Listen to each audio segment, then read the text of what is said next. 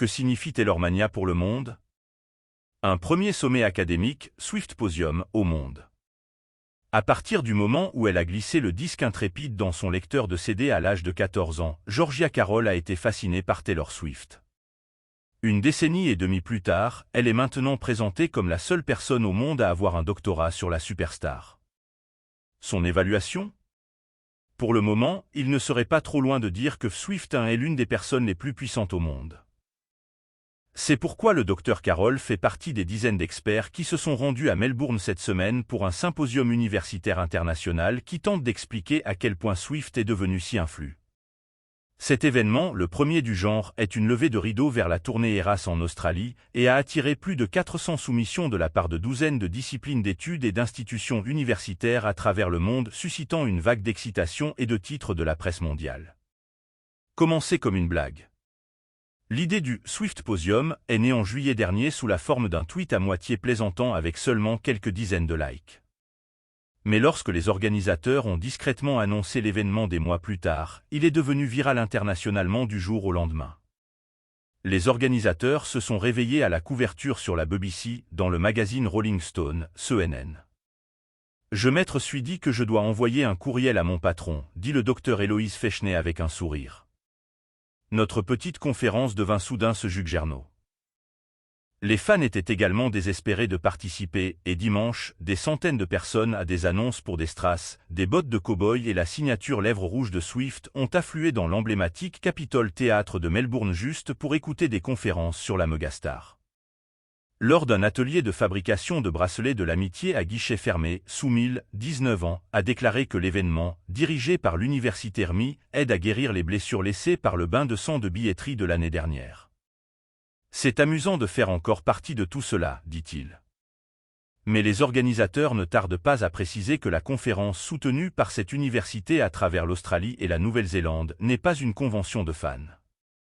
Bien que certains d'entre nous soient des fans, il s'agit certainement, pour nous, d'essayer de prendre quelqu'un comme elle au sérieux dans le milieu universitaire, dit Emma Watman. Ce n'est pas une célébration sans critique. Influence Divine. Il est indéniable que la Taylormania a balayé le monde l'année dernière, elle a été nommée personne de l'année dans les magazines Time en 2023, et on ne sait pas quand cela pourrait disparaître.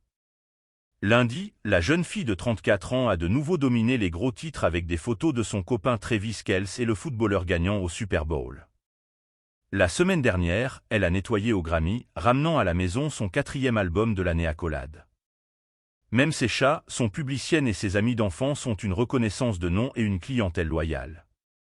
Swift est en quelque sorte devenue la superstar la plus déiforme de la planète, plus grande que je ne pensais même possible, a déclaré la conférencière principale Brittany Spano, une journaliste de Rolling Stone qui en 2020 a enseigné le premier cours universitaire sur l'idole, à la conférence. Mais Swift s'est depuis longtemps trouvée au centre de grands moments culturels et de débats, depuis qu'elle a tourné vers la vedetterie à l'adolescence. Elle est devenue l'une des artistes les mieux rémunérées et les plus célébrées de tous les temps, tout en suscitant des conversations sur tout, des droits d'auteur en streaming et la propriété de la musique à la misogynie et à la culture d'annuler. Le sommet a évidemment tout un panel consacré à la Swiftonomique, une tendance inventée pour expliquer son effet mammouth sur les économies et qui a laissé les dirigeants mondiaux la suppliant de faire le tour de leur pays.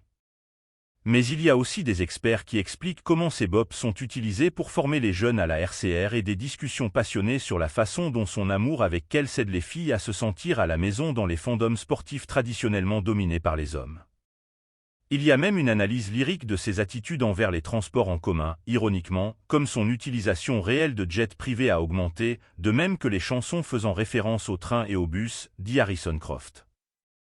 Et quand le public en a assez d'écouter des discours, ils ont eu droit à un duo entre une musicienne devenue universitaire et un clone inconfortable de l'IA de la voix d'une jeune Swift, pour contraster la façon dont son son a changé au cours des 17 dernières années.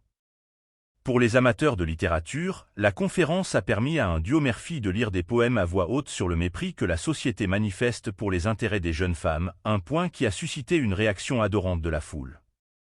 Et pour The Politic Nerd, un universitaire présentant comment les députés australiens utilisent Swift pour sembler apparentables. Madeleine Pentland, 27 ans, a trouvé plus de 30 discours citant ses paroles les plus emblématiques, y compris une performance éhontée par le trésorier de la Nouvelle-Galles du Sud, qui a rassemblé 20 références dans un seul discours. Les hommes étaient plus enclins à citer la chanteuse, a-t-elle découvert, mais ils avaient tendance à utiliser les paroles dans des attaques politiques ou des moqueries, tandis que les femmes étaient beaucoup plus susceptibles de les utiliser pour soutenir des sujets de débat. Mais Madame Pentland a été la plus amusée de les trouver maniés pendant l'un des Australies.